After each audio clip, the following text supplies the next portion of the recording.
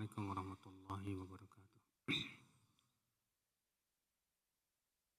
Alhamdulillah, nahmaduhu wa nasta'inuhu wa nastaghfiruh wa na'udzu billahi min syururi anfusina wa min sayyiati a'malina. Man yahdihillahu fala mudilla lahu wa man yudlil fala hadiya lahu. Asyhadu an la ilaha illallah wahdahu la syarika lah wa asyhadu anna Muhammadan 'abduhu wa rasuluh. Qala Allah Ta'ala fi kitabihil karim, ya ayyuhalladzina amanu taqullaha haqqa tuqatih wa la tamutunna illa wa antum muslimun, amma ba'd.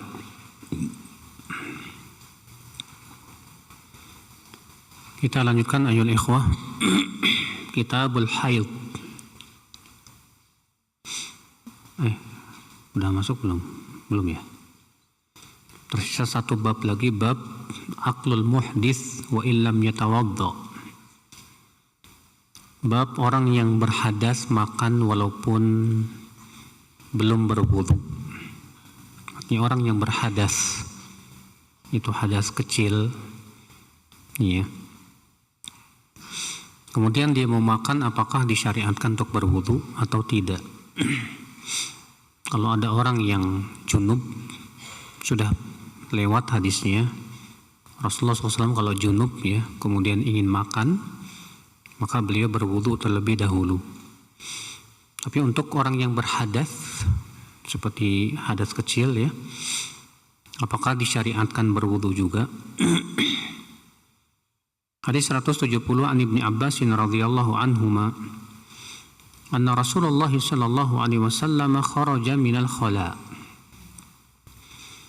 fa'utiya bit'amin fadzakaru lahul wudu.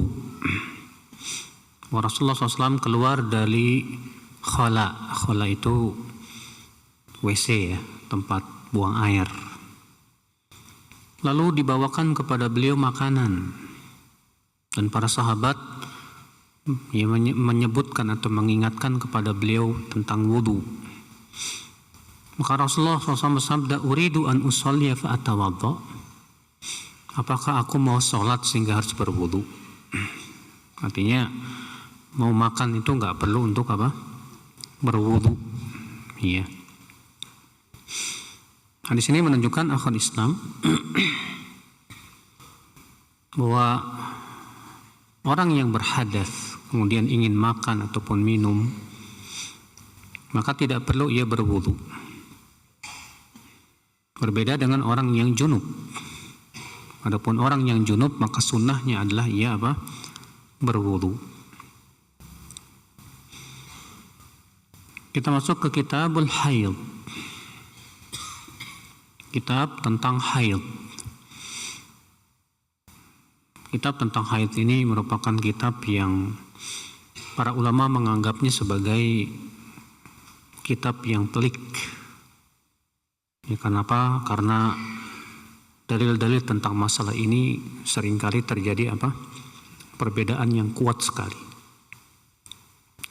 Bab fi qaulihi ta'ala wa yas'alunaka 'anil mahid al-ayah. Bab tentang firman Allah Ta'ala. Allah Ta'ala berfirman, a'udzu billahi minasyaitonir rajim, wa yas'alunaka 'anil mahid qul huwa adzan fa'tazilun nisaa fil mahid. Mereka bertanya kepadamu tentang haid. Katakanlah ia adalah kotoran. Maka tinggalkanlah para wanita di masa haidnya. Apa maksudnya tinggalkan para wanita di masa haidnya? Hadis 171 an Anas radhiyallahu an annal yahuda kanu idza hadatil mar'atu fihim lam yu'akiluha wa lam yujami'uhunna fil buyut.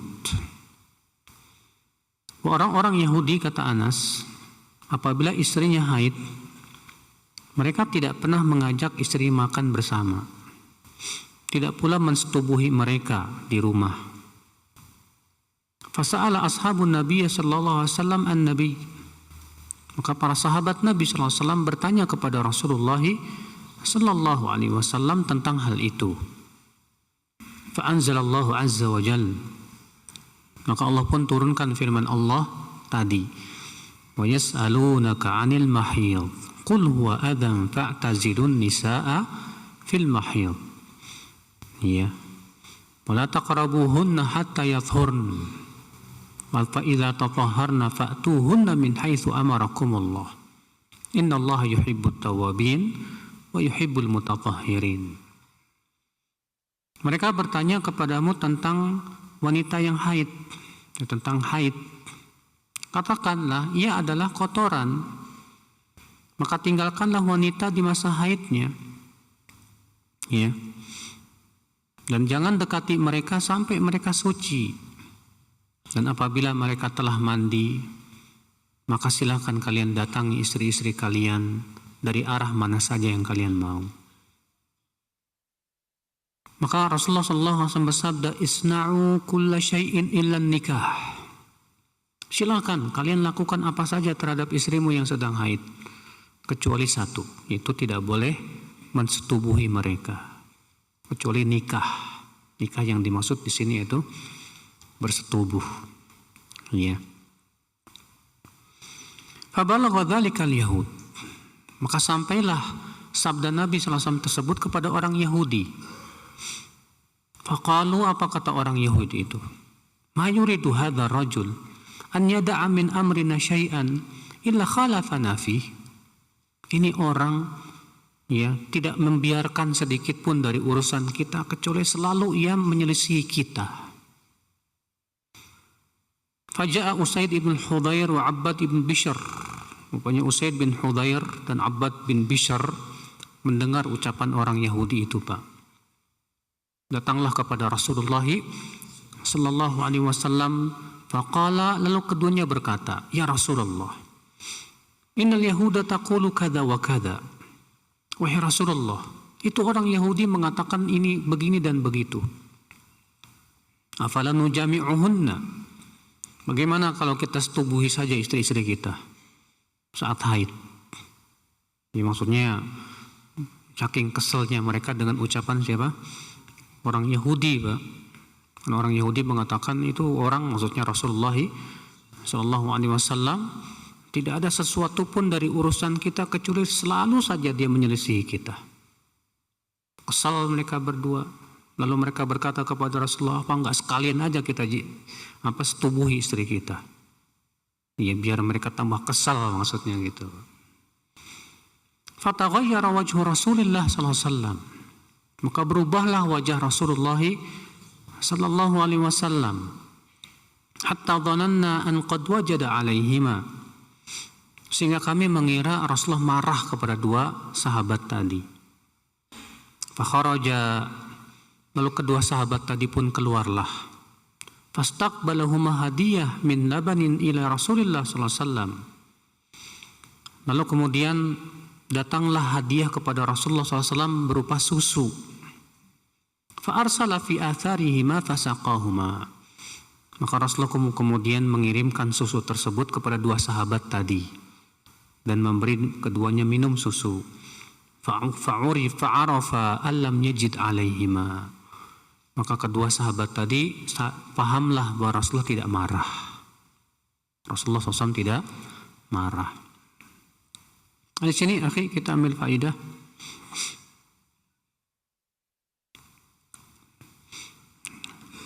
Faidah yang pertama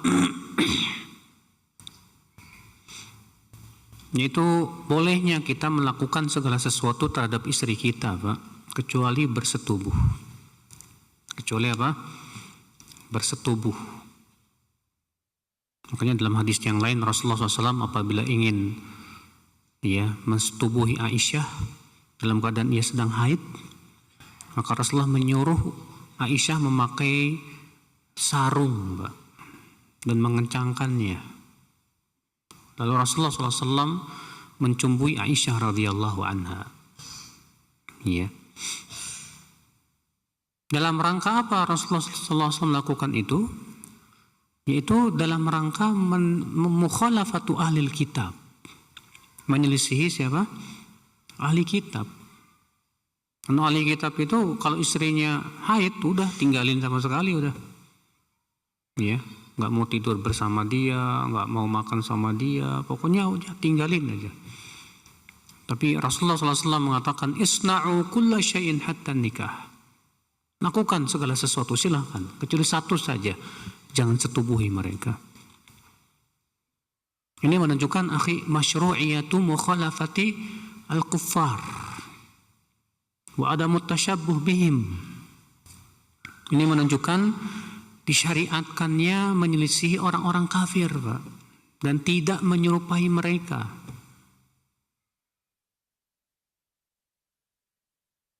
Ya, kita berusaha jangan sampai kita menyepakati orang kafir, jangan. Dan sudah pernah saya jelaskan di sini, Pak, bahwa tasyabuh yang dilarang itu yang seperti apa? Itu dalam perkara yang itu khusus untuk apa? Mereka. Yang itu ciri mereka. Adapun kalau itu bukan khusus untuk mereka dan bukan pula ciri mereka, maka pada waktu itu nggak masalah kita melakukannya dan tidak dianggap tasyabuh. Iya. Seperti misalnya HP orang kafir pada pakai HP, bahkan HP yang bikin siapa? Iya, bukan orang Islam kan, rata-rata. Tapi apakah kalau kita pakai HP disebut tasyabuh? Ya enggak lah. Kenapa? Karena ini bukan ciri mereka, bukan khusus mereka. Demikian pula ya, pakai jaket misalnya, pakai jas misalnya. Demikian pula ya, pakai komputer, pakai mobil dan yang lainnya. Demikian pula permainan-permainan yang mubah, sepak bola dan yang lainnya. Padahal kalau kita lihat orang kafir juga Masya Allah, sepak bolanya jago-jago gitu kan. Tapi apakah kemudian kalau kita main sepak bola disebut tasyabuh menyerupai mereka? Ya enggak. Kenapa? Karena itu bukan khusus mereka, bukan kekhususan mereka, bukan ciri mereka. Itu hanya sebatas permainan yang mubah saja. Nah, ini akal Islam. Iya. Hadis ini kita ambil faidah ya akal Islam. Hadis ini menunjukkan bahwa Rasulullah SAW hanyalah menyampaikan saja, muballigh. Beliau tidak ada hak untuk mengubah-ubah syariat Allah. Maka ketika Rasulullah mengatakan lakukan segala sesuatu kecuali nikah. Rupanya orang Yahudi berkata, Bapak, ini orang kok senang banget sih nyelisihin kita gitu. Rupanya dua sahabat ini marahlah, Pak, mendengar perkataan orang Yahudi. Melaporlah kepada Rasulullah Sallallahu Alaihi Wasallam. Lalu mereka berkata, ya Rasulullah, bagaimana kalau kita setubuhi aja istri kita? Maksudnya biar lebih menyelisih ya, orang Yahudi. Bukan dalam rangka menentang ucapan Rasul, tidak, Pak. Tapi dalam rangka untuk lebih menyelisih siapa? Orang Yahudi itu. Apa yang terjadi? Berubahlah wajah Rasulullah SAW. Kenapa Rasulullah berubah wajahnya? Karena ini sudah syariat Allah. Dan Rasulullah tidak punya hak untuk apa? Mengubah syariat yang telah Allah tetapkan. Ya. Allah sudah mewahyukan kepada Rasulnya, boleh silakan kalian melakukan semuanya kecuali apa? Bersetubuh satu. Dan Rasulullah tidak punya hak untuk mengubah itu ya akhul Islam. Lihat, Rasul aja nggak punya hak, Pak. Bagaimana kita? Kita seringkali terkadang subhanallah ya, berbicara tentang agama hanya dengan akal kita saja. Iya. Syariat-syariat yang sudah jelas dikomentari dengan akal-akal kita. Iya. Kemarin aja waktu nyembelih udhiyah, ada orang yang mengomentari dengan akalnya. Ya, kok syariat Islam ini katanya kayak membantai kambing, membantai binatang dan yang lainnya. Padahal itu sudah syariat Allah Subhanahu wa taala. Ya, ketika hukum warisan laki-laki 2 kali lipat daripada wanita, ada yang mengkritik dengan akalnya. Ya beda lah zaman dahulu sama zaman sekarang katanya. Kalau zaman dahulu memang perempuan nggak kerja, kalau zaman sekarang perempuan kerja. Padahal siapa yang nyuruh kerja? Iya. Oh sekarang kan perempuan emansipasi. Siapa? Sipasi. Nah siapa yang nyuruh perempuan emansipasi? Ya, Allah nyuruh perempuan itu tinggal di mana? Di rumah kok. Ini akal Islam. Berbagai macam alasan akal untuk menolak dalil. Rasul aja nggak berani. Ketika sahabat itu mengatakan, gimana ya Rasulullah, kalau kita setubui aja istri kita, biar lebih menyelisih mereka itu orang Yahudi itu. Tetap Rasulullah tidak berani, Pak. Iya. Kita masuk ke bab sifat ghuslil mar'ah minal haidhah wal janabah. Sifat mandinya wanita dari mandi haid dan mandi janabat. Hadis 172. Wa an Aisyah anna Asma radhiyallahu anhuma sa'alatin Nabiy sallallahu alaihi wasallam an ghuslil mahid. Wa qala ta'khudhu ihdakunna ma'aha wa sidrataha fatatahharu wa tuhsinu at-tuhur thumma tasubbu ala ra'siha fatudallikuhu dalkan syadidan hatta tablugha syu'una ra'siha thumma tasubbu 'alaiha al-ma' thumma ta'khudhu firsatan mumassakah fatatahharu biha. Faqalat Asma, kaifa atatahharu biha? Faqala subhanallah, tatahharina biha? Faqalat Aisyah ka'annaha tukhfi dhalik.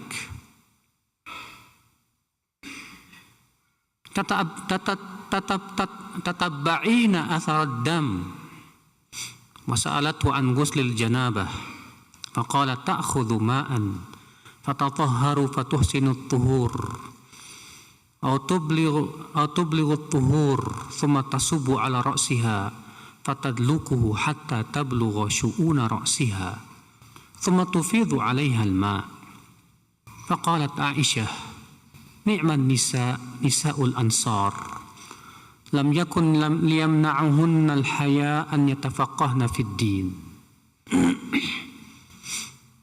Dari Aisyah, semoga Allah meridainya, bahwasanya Asma, bukan Asma'nya kakaknya Aisyah, bukan ya, tapi Asma dari wanita Ansar, bertanya kepada Nabi SAW tentang tata cara mandi haid.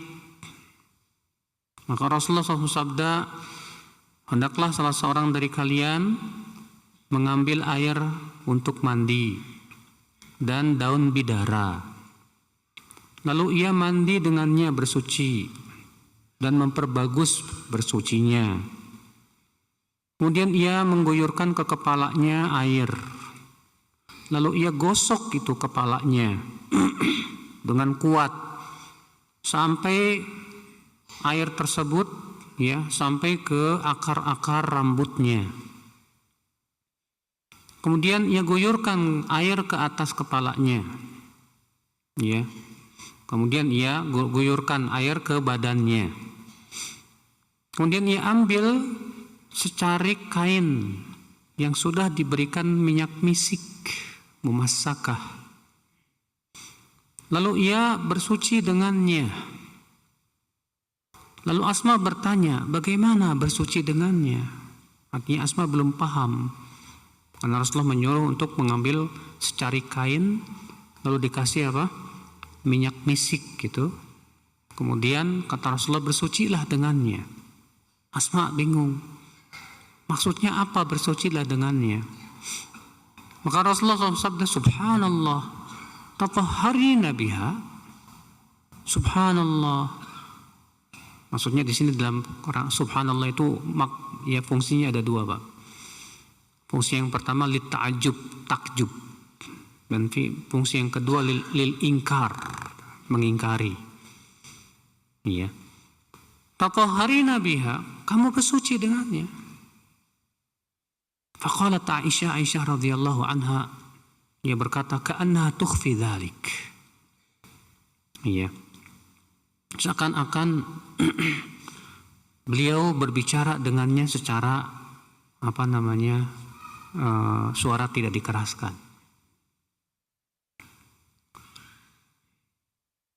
Tatabba'ina athar ad-dam. Maksudnya Rasulullah, kata Aisyah, kamu cari bekas-bekas darah haid itu.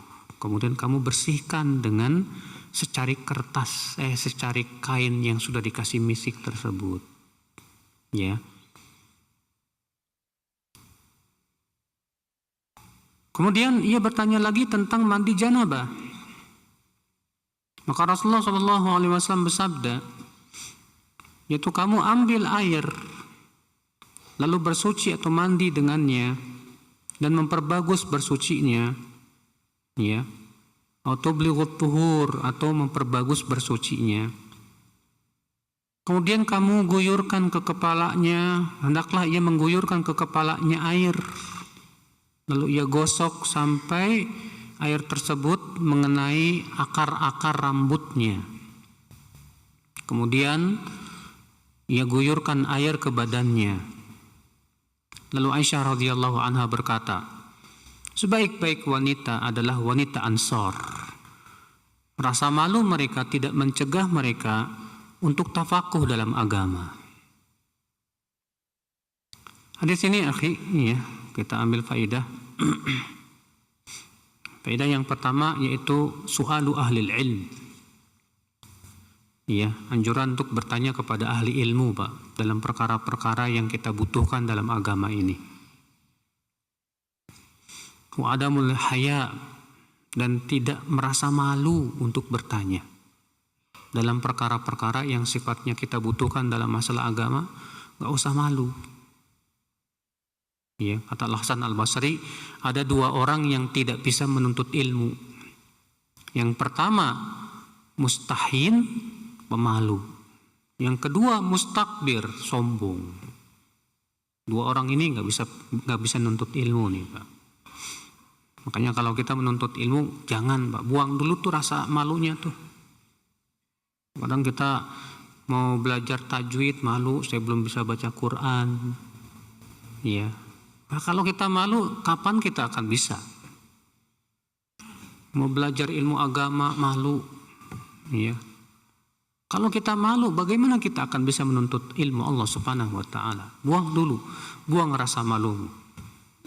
Ya, kita harus belajar menambah ilmu Allah Subhanahu wa Ta'ala. Faedah yang kedua,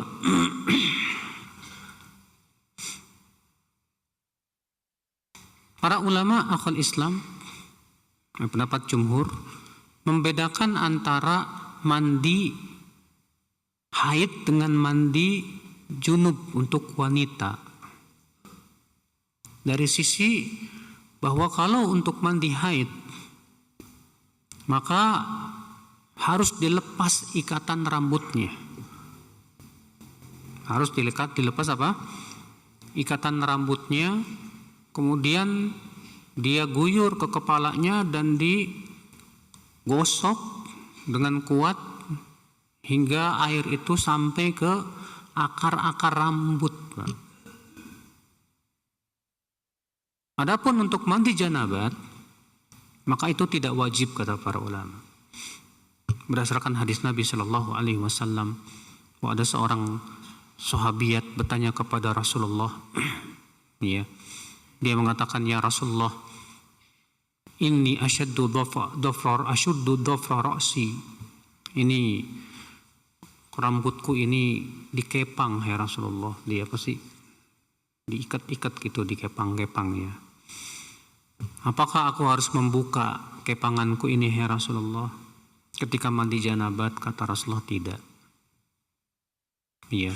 cukup untuk kamu ambil, kata Rasulullah, satu telapak air, kemudian kamu guyurkan ke mana?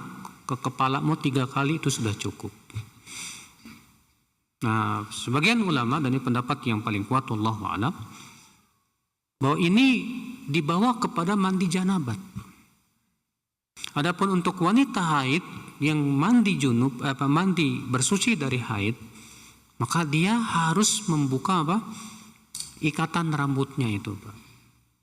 Dan kemudian dia betul-betul menggosoknya hingga air itu sampai ke akar-akar rambutnya. Kenapa dibedakan? Karena kata mereka, karena kalau junub itu, Pak, sering, sehingga kalau harus membuka setiap mandi itu akan menyusahkan. Dan kaidah usul mengatakan al-masyaqqah tajlibu at-taisir, sesuatu yang menyulitkan itu mendatangkan kemudahan. Beda dengan wanita haid. Wanita haid itu selama 7 hari dia terkadang tidak mengguyur rambutnya, tidak mandi terkadang. Maka supaya lebih bersih, maka dia harus membuka itu ikatan rambutnya tersebut, kemudian digosoknya, Pak, hingga air itu sampai ke akar-akar rambutnya. Wallahu a'lam. Iya. Faedah selanjutnya yang akal Islam, hadis ini menunjukkan haya'u Rasulullah SAW. Rasulullah SAW itu pemalu, Pak. Sampai ketika Rasulullah SAW bersabda, kamu ambil itu secarik kain yang kemudian diberikan minyak kasturi. Kemudian kamu bersuci dengannya. Lalu Asma bertanya lagi, bagaimana bersuci dengannya? Belum paham Asma. Kata Rasulullah, subhanallah, bersuci dengannya. Rasulullah SAW malu mau menjelaskan secara detail gitu. Malu. Itulah memang Rasulullah SAW pemalu, Pak. Bahkan disebutkan dalam hadis Rasulullah SAW itu lebih pemalu daripada wanita pingitan. Iya. Hadis ini kita ambil faedah akal Islam selanjutnya, bahwa wanita yang selesai haid, setelah mandi haid, disunnahkan untuk menggunakan ini, secarik kain yang dikasih minyak kasturi, iya, untuk membersihkan bekas-bekas darah yang ada di sekitar kemaluannya. Supaya apa? Supaya wangi tentunya.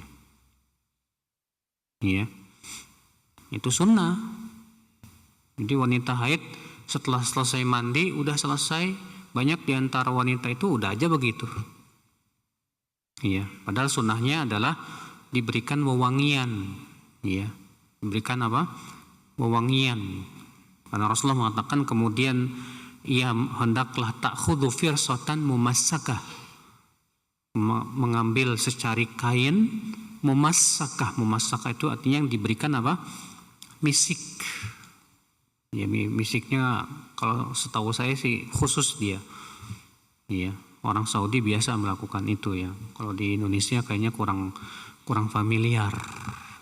Iya. Hadis ini kita ambil faedah akal Islam. Fadlu Aisyah wa annaha faqihah. Keutamaan Aisyah dan bahwasanya Aisyah itu wanita yang faqih. Di mana Asma tidak memahami ucapan Rasulullah tapi Aisyah paham. Maka kemudian Aisyah pun memahamkan Asma tersebut. Apa maksudnya Rasulullah SAW?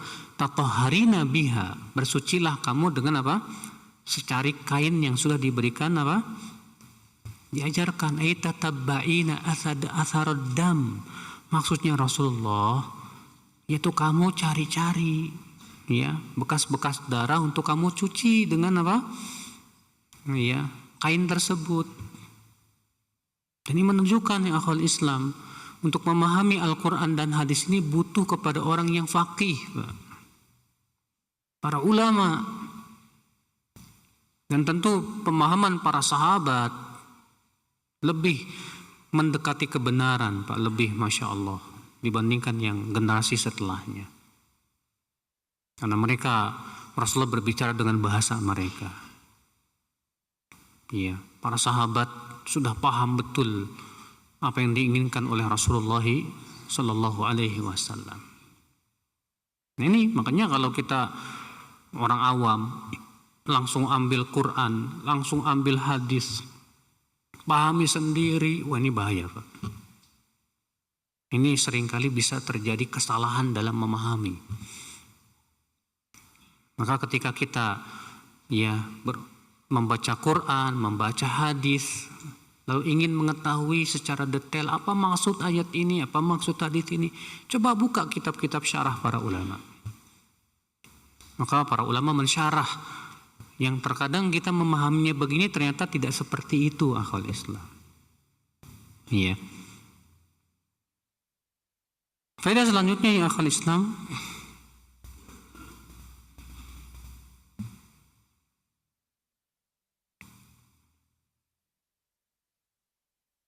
hadis ini menunjukkan tentang keutamaan wanita Ansar. Di mana Aisyah radhiyallahu anha memuji para wanita Ansar. Kata Aisyah, "Ni'man nisa nisaul Ansar." Sebaik-baik wanita itu wanita Ansar. Kenapa? Lam yakun liyamna'ahunna al-haya'u an yatafaqqahna fid din. Rasa malu mereka itu tidak mencegah mereka untuk apa? Tafakuh dalam agama, Masya Allah. Ajib, ya. Dan sudah kita sebutkan tadi akhwal Islam, ya, bahwa kita dalam menuntut ilmu jangan ada yang namanya disebut malu-malu, Pak. Malu yang hakiki itu, Pak, kata para ulama, malu yang terpuji itu yang seperti apa? Malu yang terpuji itu yang membuat kita menjauhi maksiat. Malu yang terpuji itu yang membuat kita melakukan kebaikan, itu malu yang terpuji baru.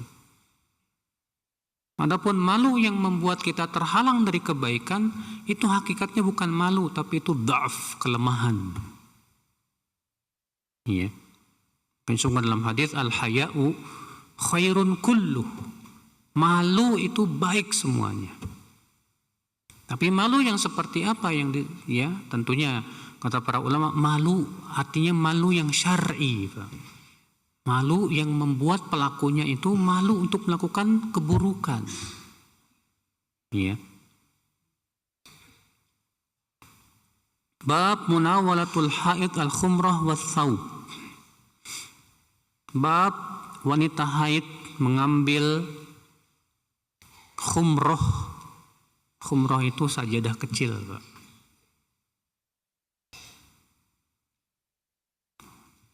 Was-saub dan pakaian, maksudnya di masjid. Karena Rasulullah SAW itu beliau kan kalau di Masjid Nabawi kan dulu di zaman Rasulullah SAW masjid itu kan nggak ditehel kayak gini, Pak. Yang namanya masjid itu Pak pasir aja gitu ya, Pak.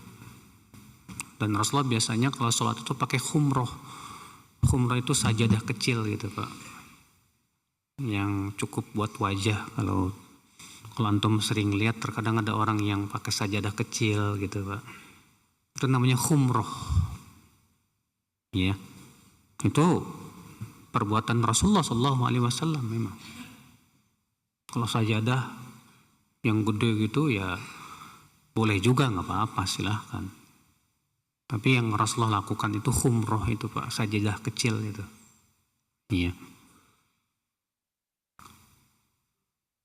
Hadis 173 an Abi Hurairah radhiyallahu anhu qala bainama Rasulullah SAW fil masjid faqal ya Aisyah nawilini thawb faqalat inni haid faqala inna haidataki laysat fi yadiki fanawalathu.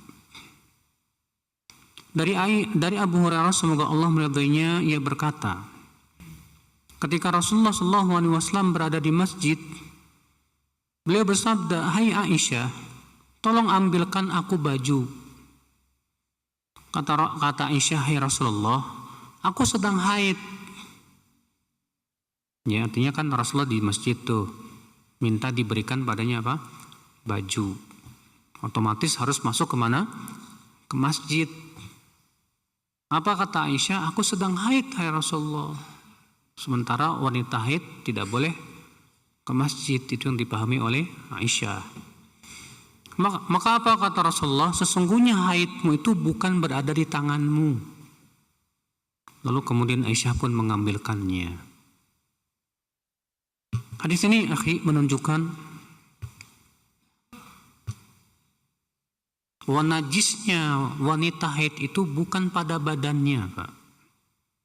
Akan tetapi pada darah haidnya itu. Iya. Pada kemaluannya. Adapun badannya maka tidak najis. Karena Rasulullah mengatakan sesungguhnya haidmu bukan pada tanganmu. Artinya itu tidak menunjukkan bahwa wanita haid itu najis badannya, tidak. Iya. Hadis ini kita ambil faedah yang kedua, akhi. Hadis ini diambil faedah oleh jumhur bolehnya wanita masuk ke masjid untuk mengambil sesuatu di masjid, lalu keluar lagi wanita haid. Adapun kemudian dia duduk di masjid, maka madhab yang 4 mengatakan haram, nggak boleh. Madhab yang 4 itu mana? Madhab Maliki, Syafi'i, Hambali, dan Hanafi. Nah, ini 4 madhab yang terkenal dalam dunia Islam. Nah, 4 madhab ini, Pak, bersepakat wanita haid tidak boleh berada di dalam masjid. Maksudnya tinggal. Adapun sebatas lewat saja, ya, atau mengambil sesuatu di dalam masjid, maka boleh, kata mereka, berdasarkan hadis ini. Dan dari perkataan Aisyah ketika Rasulullah SAW menyuruh Aisyah mengambilkan pakaian, lalu Aisyah berkata, "Ya Rasulullah, aku sedang haid." Ini menunjukkan, kata jumhur, ya, berarti sudah menjadi pemahaman Aisyah bahwa wanita haid itu tidak boleh masuk ke mana? Ke masjid. Ya. Maka Rasulullah SAW menjelaskan bahwa boleh kalau sebatas untuk masuk karena ada keperluan. Adapun untuk duduk kemudian lama di situ, maka jumhur mengatakan tidak boleh sama sekali. Sedangkan pendapat Ibnu Hazm beda lagi, Pak. Ini pendapat yang dibela oleh Syekh Albani, ya, di mana Ibnu Hazm mengatakan wanita haid boleh duduk di masjid.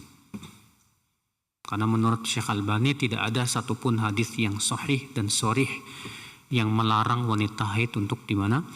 Duduk di masjid, kata beliau. Dan dikembalikan kepada hukum asalnya boleh. Namun wallahu a'lam yang lebih hati-hati pendapat apa? Jumhur dalam hal ini.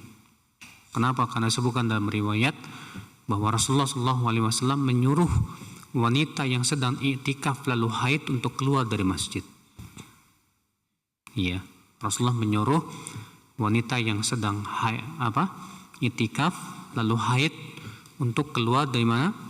Dari masjid dan i'tikaf di pekarangan masjid. Sehingga menjadi khilaf para ulama hadis itu, Pak. Apakah pekarangan masjid termasuk ke masjid apa enggak? Sebagian mengatakan masuk, sebab i'tikaf tidak sah kecuali di masjid. Sebagian mengatakan tidak masuk, buktinya wanita haid enggak disuruh keluar dari masjid. Ya, Allahu a'lam. Ini akal Islam, saudaraku seiman. Bab, ya, tarjil al-haid, dan yaitu wanita haid menyisir dan mencuci kepala suaminya. Dari Aisyah radhiyallahu anha, semoga Allah meridainya, ia berkata, "In kuntu la adkhulul baita lil hajah wal maridu fihi Fama as'alu anhu illa wa ana marah. Sesungguhnya aku masuk ke rumah untuk hajat dan orang sakit berada di dalamnya, dan aku tidak bertanya tentangnya kecuali aku sambil melewatinya. Wa in kana Rasulullah sallallahu alaihi wasallam la yudkhil alayya ra'sahu wa huwa fil masjid fa urajjiluhu. Wa kana la yadkhulul baita illa li hajah idza kana mu'takifa. Dan adalah Rasulullah SAW memasukkan kepalanya kepadaku sementara beliau berada di masjid. Waktu itu beliau sedang itikaf ya. Jadi Rasulullah sedang itikaf, kemudian beliau masukkan kepalanya ke rumah Aisyah radhiyallahu anha, karena rumah Aisyah itu berada di mana? Di samping masjid ya. Lalu aku pun menyisir rambutnya. Dan beliau tidak masuk ke rumah kecuali kalau ada kebutuhan saja apabila beliau sedang beritikaf.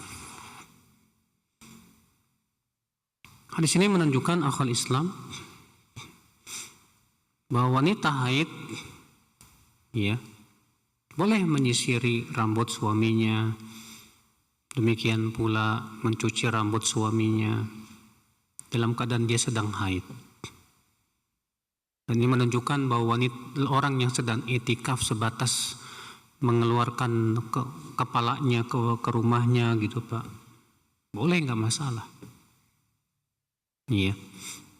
Waktu itu menunjukkan bahwa orang yang sedang itikaf itu Pak tidak boleh keluar dari masjid kecuali kalau ada apa? Kebutuhan saja. Adapun kalau bukan kebutuhan maka tidak boleh. Memang menjadi khilaf para ulama. Bolehkah orang yang sedang itikaf itu menjenguk orang yang sakit? Ya. Oke, tapi ya tidak boleh ya orang yang sedang itikaf itu menjenguk apa? Orang sakit. Demikian pula mengantar mayat kemana? Ke kuburan dan yang lainnya. Kalau dia sedang apa? Itikaf. Iya. Karena hal seperti itu bisa membatalkan itikafnya. Karena syarat daripada bolehnya keluar orang yang sedang itikaf itu kalau ada kebutuhan saja. Kalau tidak butuh tidak boleh. Kebutuhan contohnya apa? Misalnya makan. Karena misalnya antum di masjid nggak ada yang menyediakan makan, makanya terpaksa deh pulang waktu itikaf, pulang ke rumah dulu buat apa? Sahur misalnya. Setelah makan baru. Tapi kalau misalnya istrinya nganterin itu lebih bagus lagi. Ya, supaya suami tersebut tidak perlu pulang.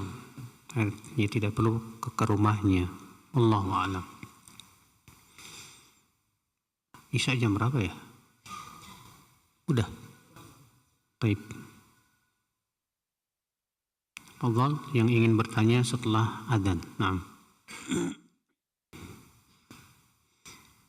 Seorang wanita haid bercumbu dengan suaminya sampai keluar mani, boleh enggak? Boleh selama bukan pada kemaluan. Ya. Bercumbu dengan suaminya selama bukan apa? Setubuh ya, bukan bertemu dua kemaluan. Seperti ini boleh. Bolehkah wanita haid ikut kajian di masjid? Boleh sebatas di teras. Ya, sebatas di teras saja boleh. Berdasarkan hadis yang kita sebutkan tadi, ya di zaman Rasulullah SAW wanita yang sedang haid itu disuruh itikaf di teras. Nanti sebatas di teras saja boleh. Apakah bisa sabun menggantikan daun bidara saat mandi wajib? Kalau masih ada daun bidara lebih baik pakai daun bidara, lebih sesuai dengan sunnah. Tapi kalau memang tidak ada ya nggak masalah. Iya.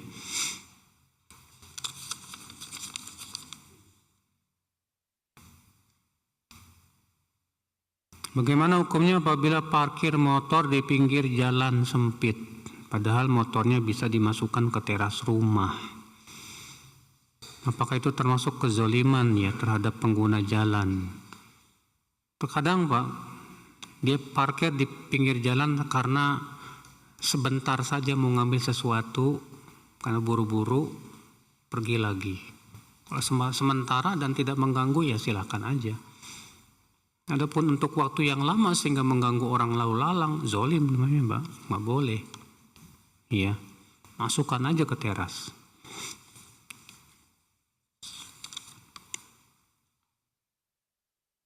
Apakah tasyabuh akan terhapus atau tidak?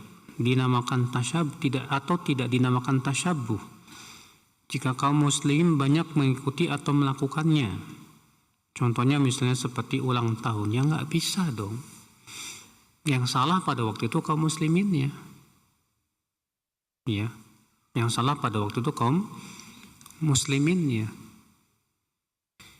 Adapun kalau misalnya orang kafir itu melakukan perbuatan tersebut dan itu bukan ciri mereka, Pak, dan bukan khusus apa mereka. Seperti misalnya sudah kita sebutkan ya, kalau orang kafir pakai jas misalnya, dan itu tidak menjadikan itu sebagai ciri dalam agama mereka, dan mereka pun juga tidak beribadah kepada Allah dengan hal seperti itu, dan tidak menjadikan sebagai ciri, nggak masalah, ya. Yang membuat sepak bola siapa? Mereka bukan orang Islam kan. Tapi apakah mereka bikin sepak bola itu menjadikan ciri? Tidak. Hanya sebatas permainan. Yang bikin komputer siapa? Mereka orang kafir. Tapi apakah komputer mereka bikin sebagai ciri mereka? Bukan. Adapun yang mereka lakukan itu sebagai ciri mereka, apalagi itu hubungannya dengan ritual apa? Keagamaan akal Islam. Iya, maka tidak boleh. Iya, maka itu tidak boleh.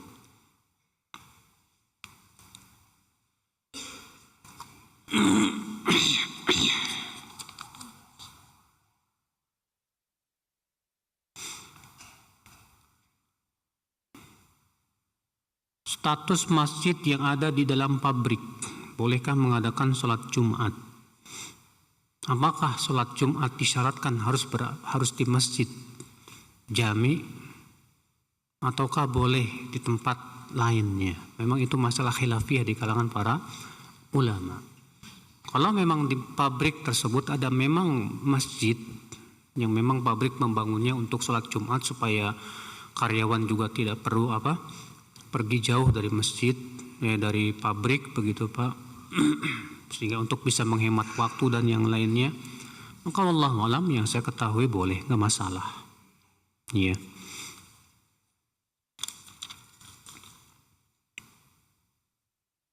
Wanita haid apakah boleh pegang mushaf? Madhab yang 4 mengatakan nggak boleh. Iya. Dan itu juga pendapat jumhur para sahabat. Dalilnya mana? Hadis.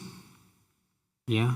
Yang pertama Allah berfirman la yamassuhu illal mutahharun, tidak boleh memegangnya kecuali orang-orang yang disucikan. Di antaranya hadis la yamassul Quran illa tahir, tidak boleh memegang Al-Quran kecuali orang yang suci. Ya. Dan dalil-dalil yang lainnya, Allahu alam, itu yang lebih hati-hati Pak. Demikian, masih ada nih.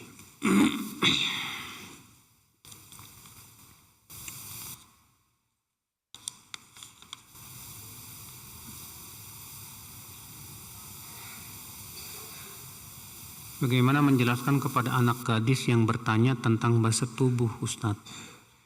Kami malu untuk menjelaskannya. Ya. Kalau memang itu sangat dibutuhkan dalam masalah agama, dan antum harus menjelaskannya juga, ya jelaskan aja, ya, tapi tidak terlalu vulgar gitu. Makanya seorang wanita datang kepada Rasulullah ingin bertanya tentang sesuatu yang pasti malu, ya. Apa kata wanita ini? Ya Rasulullah, innallaha la yastahi minal haqq. Wahai Rasulullah, Allah itu tidak malu untuk menjelaskan kebenaran.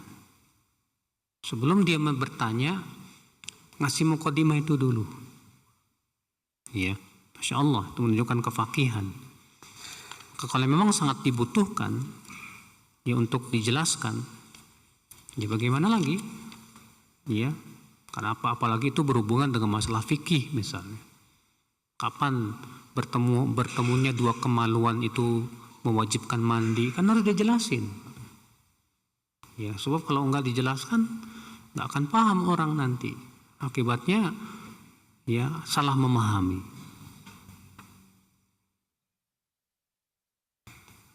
Batasan bacaan tahiyat awal pada sholat. Jumhur mengatakan bahwa sholawat di tahiyat awal itu sunnah. Sholawat di tahiyat awal itu apa? Sunnah. Artinya kalau tidak baca sholawat pun boleh, enggak masalah. Ya.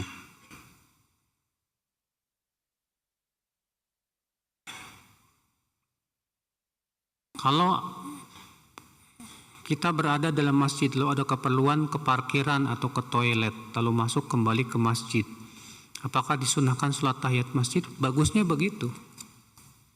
Ya. Tadi saya nggak sholat masjid karena ta'lim. Ya, karena keperluan untuk ta'lim. Kalau memang ada yang lebih besar maslahatnya nggak masalah. Kita dahulukan yang lebih besar apa? Maslahatnya. Demikian, wabillahi taufik.